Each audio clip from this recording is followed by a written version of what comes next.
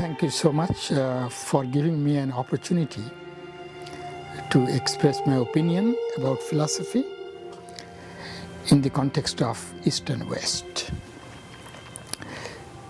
I have been doing philosophy from my student days, even when I was in the high school. I had some great teachers, and I'm very grateful to them for their inspirations. And studying Indian philosophy, Bhagavad Gita as well as Upanishads, and discussing with my teacher when I was in the high school even. These are not part of the curricula.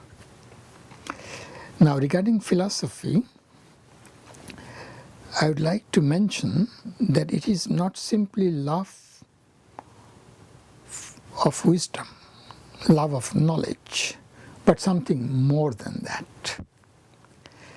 And that one I have known from the concept of Indian philosophy as well as from culture. That philosophy is part of the culture. And the aim of philosophy can be described in several ways. It is, as I mentioned, it is love of wisdom, definitely. We have a questioning mind and we would like to know the nature of the world. We would like to know the nature of human beings. We would like to know the nature of all the things we come across, all the things we experience, as well as how we are related to the world and what are the basic problems of life, problems of existence. Virtually, philosophy deals with all the basic problems. So, science in a broad sense is part of philosophy. And it is present in Indian culture, in Indian philosophy, that science is not excluded. But the difference is that philosophy deals with all the basic questions of science, all the basic questions of mathematics. What is zero? And it is a questioning mind. You can question anything in philosophy. And there is no conflict between philosophy and religion. There is no conflict between philosophy and science. Science is part of philosophy. Similarly, what you call religion, where you discuss whether God exists and all the commandments of God, that is also part of philosophy. There is no opposition in the context of Indian philosophy. And they have used three names for philosophy in the context of Indian philosophy. One name is very important for the contemporary problems of the world. It is called Moksha Shastra. It means science of liberation, science of freedom. How to achieve freedom from suffering. What sort of sufferings? All types of sufferings. For whom? For everybody. It is a global thing. It does not discriminate one individual from another. It does not discriminate individual or one being from another.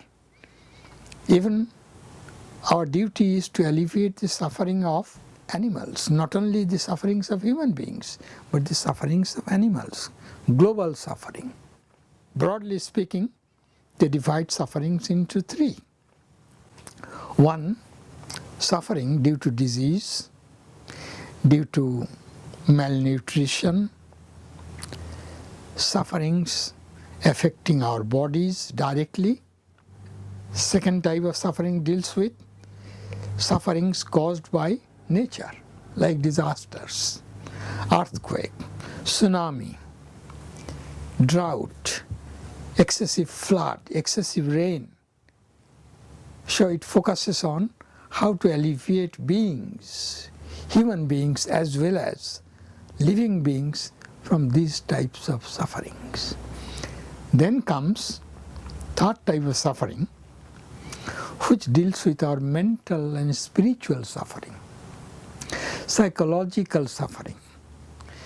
Existentialist philosophers in the West are approaching these problems called mental suffering, anxiety, loneliness, then abandonment.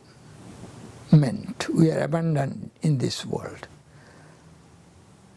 One may feel that he or she does not have any friend. One may feel that he or she is lost in this world. Then you have questions: what is the meaning of life? How we are related to human beings, how we are related to living beings, how we are related to nature. All these questions related to ultimate reality, related to our spirit, they are called spiritual sufferings or problems, and philosophers are dealing with all these problems. Indian philosophers as well as early Western philosophers emphasized ethics.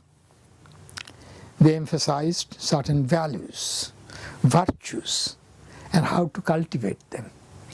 Indian philosophers emphasized from the very dawn of civilization how to achieve the ultimate goal of life through ethical activities, how to promote goodness, how to promote virtues in our life, and how to promote virtues in others, how to achieve harmony in one's life, and how to achieve harmony in the world as a whole. Buddha, from the very dawn of civilization, has emphasized compassion, love as cardinal virtues of life, which will alleviate the suffering. Even goodwill towards others is itself a great virtue. Even if you cannot contribute anything, it will purify your own mind. It will make your mind free from defilements, and thereby you achieve ultimate goal of life. If you go back to Socrates, he sacrificed his life for teaching what is justice, what is good. Look at the great Christ, the embodiment of divinity on earth. He sacrificed life for ethics. They are the founders of philosophy. Similarly, Buddha, he left everything. Similarly, in China, Confucius taught so many things for the well-being of the world. So every philosopher, every great person teaches something for the good of all, not for the good of one human being, not for the good of human beings only, for the good of entire world, entire being, how to make it a better place.